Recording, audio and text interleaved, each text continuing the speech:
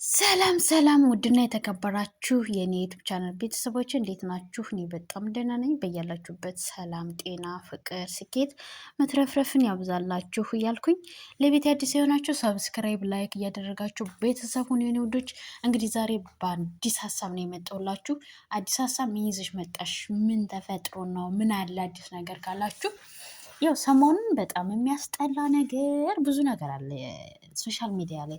እውነት ለመናገር እንዲሁ ሶሻል ሚዲያ አንዳንዴ ለሚሰሩበት ሰው ጥሩ ነው።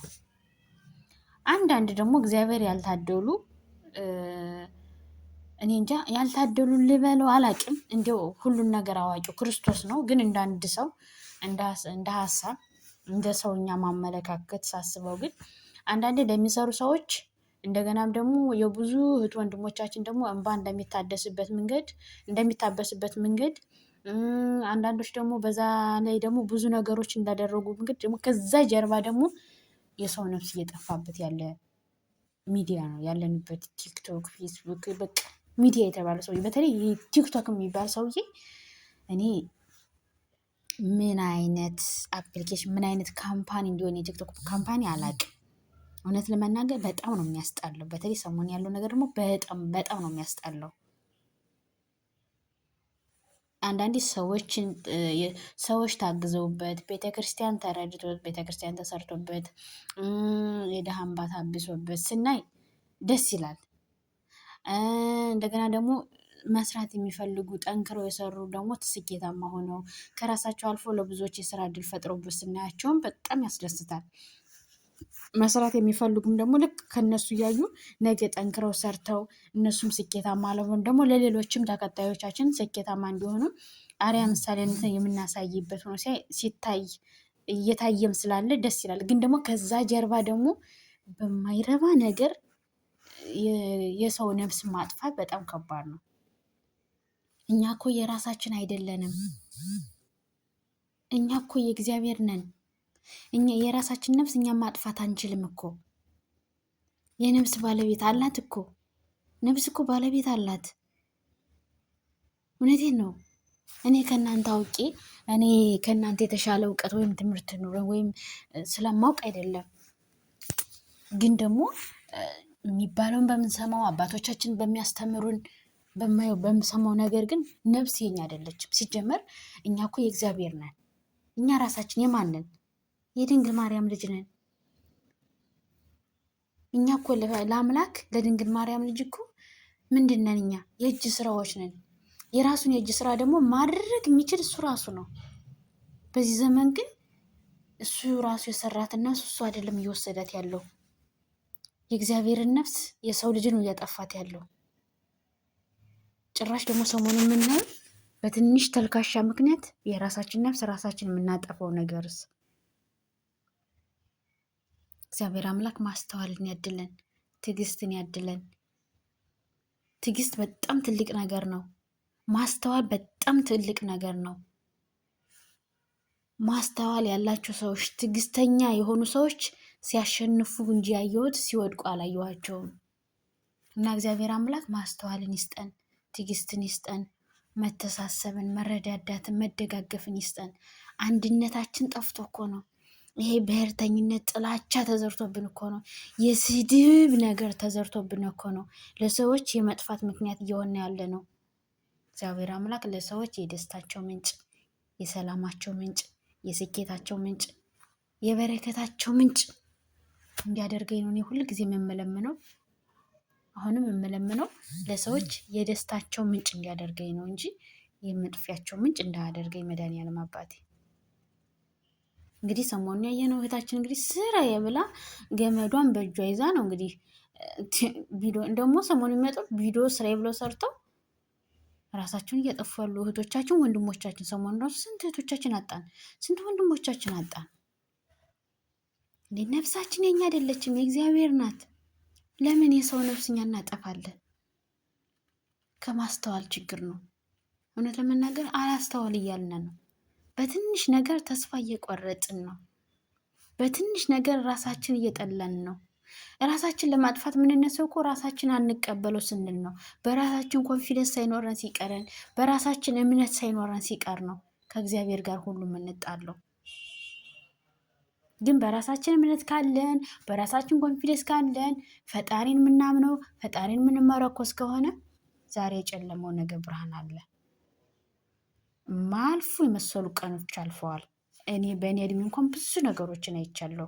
መድኃኒዓለምን ይዤ ኪዳነ ምሕረትን ይዤ እማምላክ ወላዲት አምላክን መብርሃንን የአማኑኤልን እናት ድንግል ማርያምን ይዤ በእኔ አቅም እንኳን ብዙ ተስፋ የሚያስቆርጡ የሚያልፍ የማይመስሉ አልፈዋል።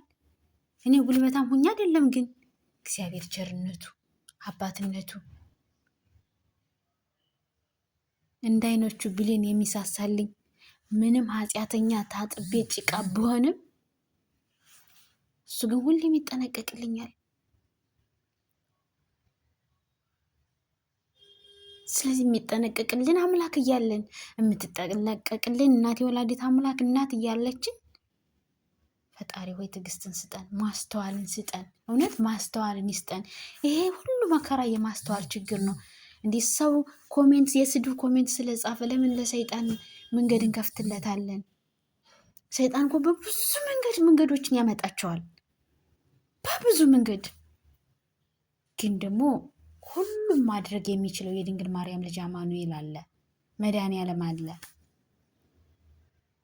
ለሱ የሚሳነው ነገር የለም። ምናልባት በሰዓቱ ከብዶን ጨንቆን በቃ ሰው የሌለ መስሎ ተሰምቶ ብዙ ጊዜ እኔ ሰው የሌለኝ መስሎ ተሰምቶኝ ያውቃል። ብቻዬን ምድረ በዳ ያለው መስሎኝ ያውቃል።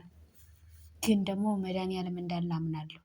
ምንም ኃጢአተኛ ብሆን ግን መድኃኒዓለም ከኔ ጋር እንዳለ አምናለሁ። እናቴ ወላዲት አምላክ ከኔ ጋር እንዳለች አምናለሁ። ይህ ሁሉ ነገር አልፎ ነገ እኔም ትልቅ ደረጃ ላይ ደርሼ እኔም ምስክር እንደምሆን አምናለሁ። ስለዚህ እንደው መድኃኒዓለም አባቴ ማስተዋልን ይስጠን። ልጅታችን አንዴ በባሏ ጉዳይ ነው፣ ባሏ ሌላ ሴት ይዞባት ትባላለች።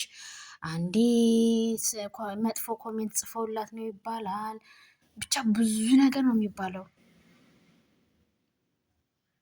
ያው እንግዲህ ጥፊ ያላት ነፍስ በምንም ምክንያት ትጠፋለች ነው አይደል የሚባለው። ፈጣሪ ሆይ እንዲው አደራህን ነፍሴ ባንተ እጅ እውነት ንስሐ ገብቼ ታጥቤ እንደው እግዚአብሔር አምላክ ረድቶኝ ወደሱ ቀርቤ ነው እግዚአብሔር ባረዳኝ ባገዘኝ መጠን መሆን ያለበት ብዬ የምፈልገው የምመኘውም ደግሞም ይሆናል። እንዴት በተራ ሰው ገና እኮ እንዴ አሁን እኮ ብዙ ነገር እንዴ ልጃቸውን ሲጣሉ እኮ እንግዲህ አንዳንዴ የቤተሰቡን ፎቶ ሁሉ ይፖስታሉ። በናፍቆት ምክንያት ምናምን ብቻ የቤተሰብ ፎቶ ይፖስታል። እንግዲህ ያቺ ልጅ ብታጠፋ እሷን ብቻ እኮ አይዘቀዝቋትም። እሷን የሚዘቀዝቋታል፣ ቤተሰብን የሚዘቀዝቀሩ እዛ የስድብ ናዳን የሚወርደው እንደዛ ነው የምናየው። እንግዲህ ቲክቶክም ፌስቡክም ዩቱብም ብንገባ ማለች ነው እስከ ዘር ማንዘር ቁሞ ያስወለዱ ነው የሚመስሉ ሲሳደቡ። እነሱ ቁሞ የነበሩ ዘራቸውን ቆጥረው የደረሱበት ነው የሚመስሉት። እኔ ማርያምን አንዳንዴ ዝም ብዬ በጣም ነው የሚገርመኝ። ሲሳደቡ ዘራቸውን ቆጥረው የደረሱባቸው እነሱ ቁሞ ያስወለዷቸው፣ እነሱ ቁሞ ያጋቧቸው፣ እነሱ ቁሞ ያፋቷቸው እነሱ። አረ ህዝቤ የት እየሄድን ነው? አረ እንተሳሰብ። እንደኛም እኮ ሰውነን፣ ነገ የት እንደምንደርስ አናውቅም። አንዳንዴ እኔ ብሆን ብለን ብናስብ፣ እኔ ቢሆን በእሷ ቦታ እኔ ብሆን እንዴት ነው የምረዳው? እንዴት ነው ነገር ላስተካክለው የምችለው? ይሰማኛል አይሰማኝም ብለን ልናስብ ይገባናል። ይህ ሁሉ የሀሳብ ጉለት፣ የአስተሳሰብ ጉለት፣ የትዕግስት ማጣት፣ በቃ የመጣልንን አፋችን ዝም ብሎ ያመጣውን የምንናገር ከሆነ ከባድ ነው። መጽሐፍ ቅዱስ በልባችሁ ያሰባችሁትን በአንደበታችሁ ትናገሩታላችሁ ይላል። እውነት ነው። በልባችን የሚመጣው መጥፎ ቃል አሁን ጊዜ ሰዎችን እያጠፋቸው ነው። ስለዚህ እግዚአብሔር ማስተዋልን ይስጠን። በራሳችን ላይ እንዲሆን የማንፈልገውን ነገር በሰዎች ላይ ማድረግ የለብንም። ብንችል እግዚአብሔር ከረዳን፣ እግዚአብሔር ካገዘን ለሰዎች የሰላማቸው ምንጭ፣ የመታረቃቸው ምንጭ፣ የስኬታቸው ምንጭ፣ የደስታቸው ምንጭ እንድንሆን መድኃኒዓለም ይርዳን። ወላዲት አምላክ ታግዘን፣ በምልጃዋ ታስበን፣ ከልጇ ከወዳጇ ታስታርቀን። ይህ ሁሉ የኃጢአታችን ብዛት ነው። ለምን ምክንያት እንሆናለን? ምክንያት ከሆነ ደግሞ የደስታ ምክንያታቸው ነው መሆን ያለብን። አሁን አንዳንድ ሰዎች ምስክርነት ሲሰጡ በእሷ ምክንያት እዚህ ደረጃ ደረስኩኝ፣ ፈጣሪ ሲመሰገን ደስ አይልም? በእሷ ምክንያት የእናቴ የወላዲት አምላክ ስም፣ የሚካኤል ስም፣ የቅዱስ ገብርኤል ስም፣ የቅዱስ ጊዮርጊስ ስም ተነስቶ ሲመሰከር፣ የእነሱ ስም ሲመሰከር፣ የመድኃኒዓለም ስም ተነስ እንዴ! ነፍስ ነው የሚያስደስተው እንጂ የነፍሷ መጥፊያ ምክንያት መሆን የለባችሁም። እግዚአብሔር ከእንደዚህ ነገር ይሰውረን። እውነት ማስተዋልን ይስጠን። ይህ ሁሉ የማስተዋል ችግር ነው። አለማስተዋላችን፣ አለመገንዘባችን እውነት በጣም ከባድ ነው። ዝም ብዬ ሳስበው ይገርመኛል። ለምንድን ነው ግን እንደዚህ ምን ሆነው? እስከ መቼ ነው ግን ነው የምለው። እና እግዚአብሔር አምላክ ማስተዋልን ይስጠን፣ ትዕግስትን ይስጠን፣ መተሳሰብን፣ አንድነትን፣ የድሮ ፍቅራችንን ይስጠን መድኃኒዓለም አባቴ። ሌላ ምንም አልልም። የድንግል ማርያም ልጅ ለሰዎቹ የስኬታቸው ምንጭ አድርገኝ አደራህን። ሁሌም የምመኘውም ይሄን ነው።